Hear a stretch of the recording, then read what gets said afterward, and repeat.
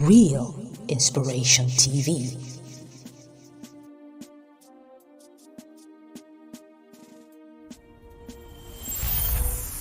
What's your story? Welcome to Real Inspiration TV. Today, get ready to be inspired by the remarkable stories of courage, resilience, and triumph. My name is Reverend Chibueze Amadi, married for over 26 years now. I'm a child of God. I'm a Christian. I'm a clergy, God's servant. It's a long story. Back then in my higher institution, River State Polytechnic, today Kemp Poly, I had an encounter. It was late night. We were going out to go and read. Exam period, and somehow, we had this mysterious appearance of a creature, like a spirit, that came around as if it was coming to attack us. Somehow, I was able to escape it and ran back to the room. Well, I ran to a NIFES leader and spoke with him and said, "Look, I saw something." He was like, "What did you see? Let me go and see it by myself." He came outside and there was nothing we saw. I was panting my heart out and I ran to my room. That same night, I knelt down on my bed and said, "Jesus, I give you my life." And from that day till today, it has never changed. The call of God upon my life came 1997, over 28 years ago now. I was actually had a job in a bank, and while I was preparing that morning to go again, I woke up and I had this dream, strange, like somebody was calling my name. "Where are you going to? I have a work for you in my vineyard." And I woke up, I was like, "What's this? This is strange." Yes, I've been a Christian for a while, so what's this? I lost appetite, interest in the banking experience, everything died. And I went to go and meet a senior man of God. I said, "This is what's happening. I think there's a call of God upon your life." I obeyed, and that was it. My loss was the exit of my first daughter. The rest were boys. Her name is Princess Adiba Amadi Chibueze. And she was 12 years old before she left. It was like a normal children, fever and all that. We decided to take it off, ran some tests only to realize that it was much more than that. It was a cancer of the blood. We started running around, and all that couldn't have an end. I was devastated. I don't know whether I'm angry, but to God, no. I can never be angry with God, no matter what. But at some point, I was angry with too many things around me, people, family. I wasn't myself anymore. Yes, I tried to ask God one or two questions, what happened, but to be angry with God, I can never. If I say no, I think I'm lying, because I was like, probably this thing came because I am a minister. This thing happened because I am in the ministry. This thing happened because of what I'm doing. But all that was my personal confusion. It wasn't true. It affected my flow with people, dropped. My prayer life was affected. My confidence with so many things. I will remember a scenario that was very, very particular to me. One of those days, I wanted to dedicate a child in the church. When I lifted up the baby to dedicate the child, the whole picture came back like, was this not how you also dedicated your child? Today, where is she? Nobody in the church knew what I was going through. I was dedicating a child. They were happy. I was crying inside on the altar. But of course, nobody saw it. I thank God for meeting my father in the Lord, Apostle Johnson Suleiman. He changed a whole lot for me.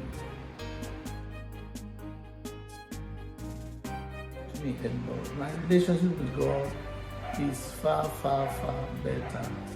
Because in my agony, in my pain, the only place I could find solace was in His presence. Pain has its own advantage in life. Pain. We don't pray for pain. In fact, what happened to me, I don't even wish a man of God to go through that.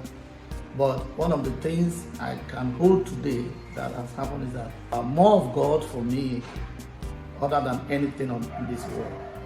It brought me closer to God, made me understand that our journey on this earth is more and too transit, that nobody should hold anything too familiar. Someday, sometime, we'll all leave this place and go. Yes, I had so much support, specifically from the church I pastored, the Privileged Family Church. Oh yeah, there were members that stood by me. Well, you must understand when something happens like this, a mouth will begin to run. Yeah, I also had those who were like, are you a pastor? If you're really a pastor, why would this thing happen to you? Like the mockery they gave to Jesus on the cross. If you're really a man of God, oh yeah, come down, let's believe you. But I have support, friends, well-wishers, including my family members. They were there for me. They stood by me. And the tears dried up. It wasn't for it. Married, like I said, with 3 wonderful children before the angel that came from heaven went back. My marriage is already 26 years, still counting, as the Lord tarries. Wow, I can tell you that period was something else for me. I sincerely couldn't comprehend so much because let me say this, when before my daughter's death, and I want to use this to encourage every man. Somehow, when my daughter arrived, my daughter stole my love for my wife. So I gave my daughter all my attention, and I know my wife suffered for it. So it was like when she left, I needed to get that bond back, like that closeness, She's in pain, I was in pain because we saw it all. We are together in the journey. We took our time to learn for one another. Sometimes I used to initiate the cry, then she would beg me. Sometimes she would initiate the cry, I would beg her over and over. And that was how we wrote, especially once we get close to that month when it happened. Yeah, that's it. A lot. We did a lot for each other. A lot. We were talking to ourselves, mostly. We were talking to ourselves. Sometimes, especially after my encounter with my father in the Lord, Apostle Johnson Suleiman, he spoke to us personally. So we began to rehearse the words he spoke to us. And we now know that what is left is enough.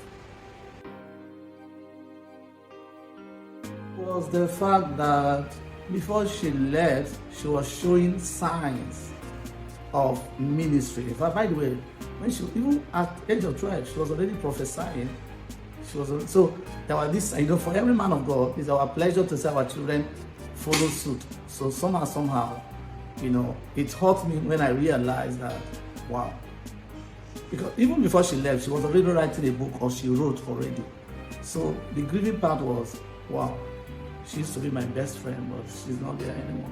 So when I look at her photograph, tears still roll down. Even as I speak to this moment, the weight is still there, but God is my strength. A lot. My daily life has changed because I'm no longer a public social person. I'm more now like an introvert. I got so withdrawn that I can be around for 1 week, 1 month, whenever I'm there. I talk less, I listen more, because life is not about your shouting and the noise you make. I've seen it in a different facet. Basically, when I see the children that were born in the same time she was born, especially her age mates, wow. I'm like, oh, by now, oh, especially when I see some of my children in the choir who are singing, leading today, I'm like, if she was alive, she should be singing like this now. There's no dull moment around her. So I miss those moments so much, so much. Not really a tradition because I don't want to hurt myself over and over. Personally, I've registered a company with an acronym of her name, and I'm going to use that company to empower talents, because one of the things about my daughter is that she has so much talent that she couldn't fulfill. She's a dancer, she's a singer, she's a preacher, she's a teacher. She can mimic for Africa. There is nothing you display around her that she will not pick the right voice you use and play it back. So I really want to use this NGO to reach out to as many children and young people that I can support and help in life. Hello, because I'm like, okay, this girl left my hand and has gone to be with the Lord. I think what she saw is better than what was here, rather, you know. So I felt like, okay, there's going to be a resurrection morning, and I must see her again. And if I must see her, that means I will also enjoy the resurrection morning. So my Christian life has been patterned properly. Anything that has no heaven attachment, I can't be part of it. Most significant is that I value humanity now. You know, this slogan that people say that you don't know what you have until you lose it is embedded in my skin, in the fiber of my being, every part of me. So I just value every moment I spend with any mortal man today, because they may not be there forever, or you may not be there forever for them. So take it serious. I value humanity today. That's a very significant part of it that will never leave me till Jesus comes. Well, I found so much strength basically from the messages I have been preaching. Here again I come from all the people. You know, when people you have consoled becomes the ones consoling you now. You just know that they need your strength to become stronger. You know, let me say something very important that happened. Within that period, when I was in my grief, somebody who didn't know was sick and said, Papa, please, I'm going through so and so situation. Can you just speak a word? I'm sure that the Lord will do something now. I cleaned my tears and began to pray for the person. And the next day, the person sent me a text, Papa, thank you so much. When you finished speaking the word, I became strong. And I'm like, God, excuse me. You know, like Americans would say, wait a minute. Is it the same word that I've been speaking over my daughter and she still left me? All right. What is left is enough. I became stronger. If I was not a Christian, it would have been a different story. If I was not a Christian, if I wasn't committed, if I didn't have a covenant relationship with God, it would have been a different ballgame, because the trauma was coming in and out, on and off, scenarios, circumstances. Like when I go out and meet children that were born within the same season it was born, I know the pain is terrible. Only God could have healed me. I thank God today that I'm a believer. Thank God I'm a child of God. Thank God it helped me. It helped me. Christ helped me. The Bible says many are the afflictions of the righteous, but the Lord delivereth them out of them all. The Lord delivered many And he didn't say afflictions of the sinner, of the righteous. And the weeping may endure for a night, but joy comes in the morning. Whatever the Lord has begun in your life, we shall perfect it. Many scriptures I can't relate right now, but the word of the Lord kept me. His word kept me. I knew very well within me that this is for a reason. And recently the Lord gave me a word again. What is left is enough. Wow. Let me just say this. Pain is universal. Misery is a choice. Anything can happen. Anything. Just make up your mind. You are not alone. He said, lo, I am with you always. Almighty God will always be there. Anyone at all. I don't know where you are now. I don't even know what's going on.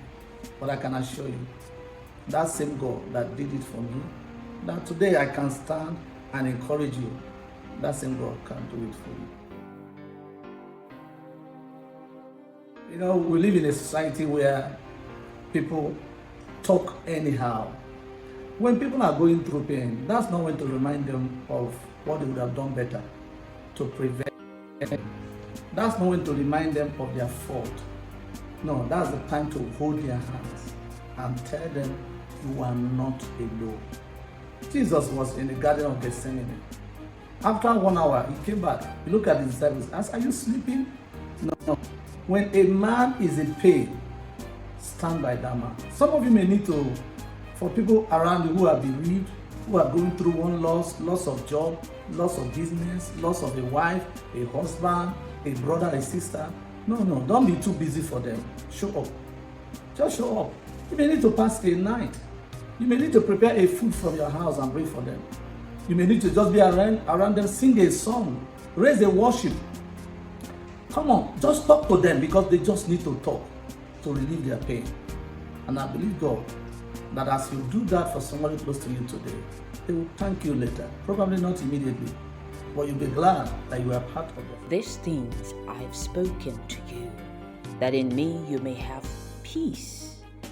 In the world you will have tribulation, but be of good cheer.